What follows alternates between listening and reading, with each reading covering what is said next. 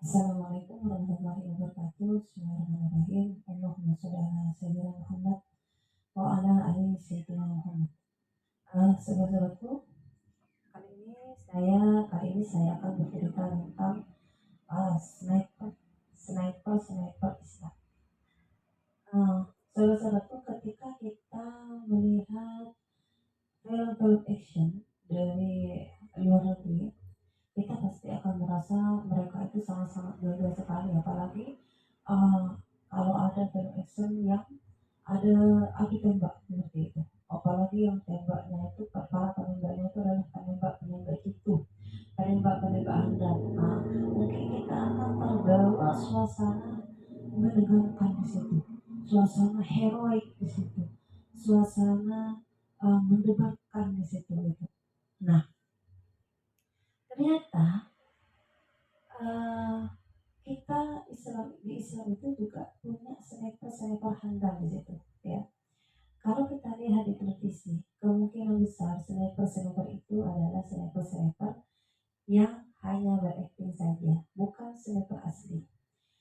Dan dan itu bukan kenyataan. Nah, tetapi di masa Rasulullah itu ada sniper handal yang itu bukan hanya cerita, tapi itu adalah fakta sejarah. Nah, cuma bedanya adalah kalau di masa sekarang para sniper itu memakai tembakan atau memakai senapan, maka di masa Rasulullah snipernya adalah panah dan busur. Nah, kalau teman-teman, sobat-sobatku semua, salah satu sniper handal atau pemanah handal di zaman Rasulullah adalah salah satunya adalah Sa'ad bin Abi Waqqas. Nah, Sa'ad bin Abi Waqqas ini merupakan mujahid pertama yang menggunakan busur panah di medan perang. Jadi dialah yang pertama kali menggunakan panah uh, di medan perang ketika berperang ketika bertempur bersama Rasulullah SAW. Dan menurut riwayat tembakan atau panah dari Sa'ad bin Abi Waqqas ini tidak pernah meleset. Nah, jadi tembakan-tembakan dari panahnya, apa namanya, tarikan-tarikan dari panahnya itu selalu mengenai musuh. Itu juga dikarenakan karena Sa'ad bin Abi Waqqas ini pernah didoakan oleh Rasulullah. Jadi panah-panahnya dari Sa'ad bin Abi Waqqas ini didoakan oleh Rasulullah, ya Allah, jadikanlah tepatkanlah sasaran dari panah-panah, dari lemparan panah-panah Sa'ad bin Abi Waqqas, dan kabulkanlah segala doanya. Karena itu Sa'ad bin Abi Waqqas ini kalau sudah megang yang namanya panah, ini sudah kemungkinan besar para lawannya itu akan akan tertembak panahnya seperti itu. Nah, selain Sa'ad bin Abi Waqqas juga ada yang namanya Abu Talha Al-Ansari, di mana diceritakan Abu Talha itu kalau sudah uh, memanah ya, melesokkan anak panahnya kepada musuh, itu pernah ada riwayat bahwa panahnya itu sampai bisa menjadikan panah dari musuh itu terbelah menjadi dua, bahkan bisa menjadi tiga. Bayangkan, panah sama panah ini bertemu. Nah, panahnya Abu Talha ini sampai bisa membuat panahnya musuh ini terbelah menjadi dua atau terbelah menjadi tiga. Itu dari saking hebatnya tembakan atau lesatan dari anak panah Abu Talha ini. Kalau orang biasa memanah tepat sasaran mungkin biasa, tapi ini sampai dari saking ahlinya Abu Talha ini dari saking ahlinya dia itu sampai bisa membuat panahnya lawan-lawannya itu sampai terbelah, sehingga kita tahu bahwa kalau sudah terbelah itu, maka anak-anak panah dari siapapun itu tidak berfungsi seperti itu, tidak akan pernah melukai tubuh orang seperti itu. Selain Abu Talha juga ada Zubair bin Al-Awwam.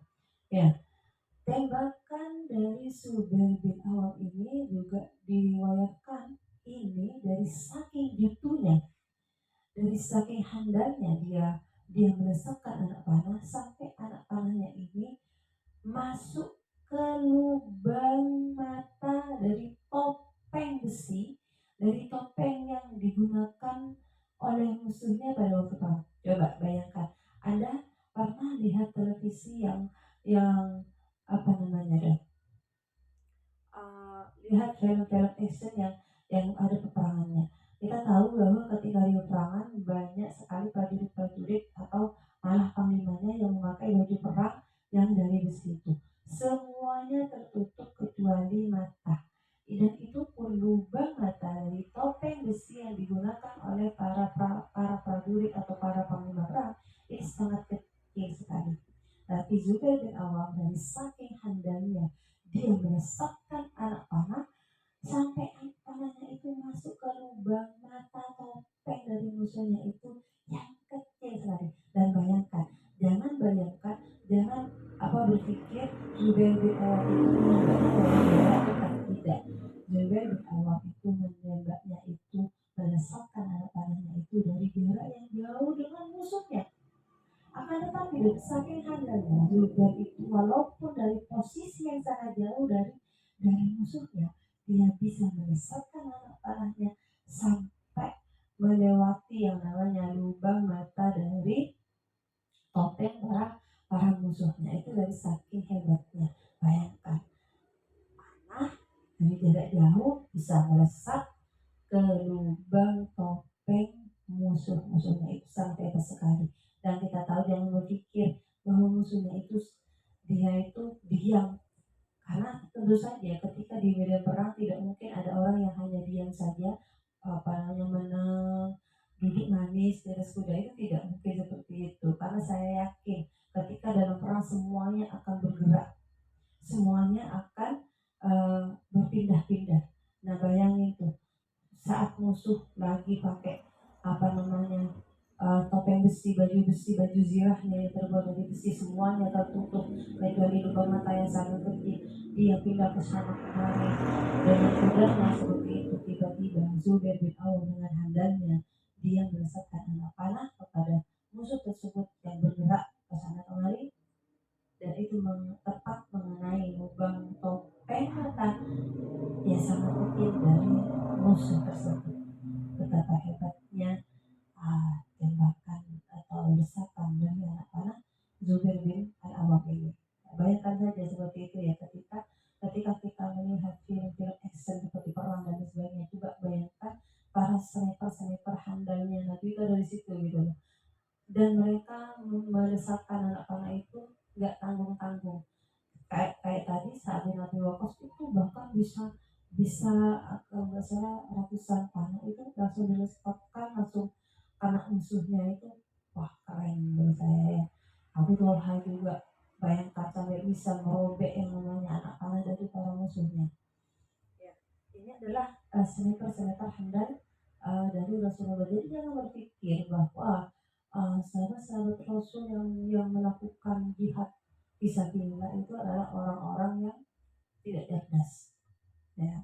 Kalau orang apa namanya dia itu tidak ikhlas, tidak mungkin dia bisa ahli dalam memanah, tidak mungkin dia itu dalam menembak anak panahnya seperti itu. Jadi ini sebagai gambaran bahwa para sahabat Rasul itu juga orang yang pikirannya cerdas, yang pikirannya pintar. Nah, sehingga mereka pun mempunyai ahli dalam berperang seperti itu. Terus yang ada juga yang namanya Uqbah bin Amir ya. Uqbah bin Amir ini merupakan seseorang panglima yang taktik perangnya itu sangat itu, strategi perangnya itu sangat itu, dan juga sebagai pemanah yang sangat handal di masa Rasulullah SAW. Terbukti ketika beliau meninggal, beliau itu di rumahnya ternyata meninggalkan 77 busur panah beserta anak panahnya. Dan panah-panah inilah yang kemudian diwariskan kepada sahabat-sahabat Nabi untuk bersemangat dalam uh, jihad fisabilillah. Dan selain itu Uqbah bin Amir ini pun merupakan perawi hadis Nabi yang menceritakan atau meriwayatkan hadis-hadis Nabi tentang memanah, betapa betapa pentingnya belajar memanah, betapa pentingnya anjuran-anjuran untuk berlatih memanah, karena memanah tentu saja itu butuh skill yang sangat hebat, baik dari fisik maupun dari psikisnya, karena orang yang memanah tentu saja itu harus punya fokus yang fokus pada pikirannya sehingga dia itu bisa tepat sasaran. Kalau orang-orang yang psikisnya tidak terguncang, yang ada masalah mungkin ya, maka dia tidak bisa fokus kepada sasaran dari panah itu. Makanya anjuran-anjuran memanah itu uh, banyak sekali dari Rasulullah SAW.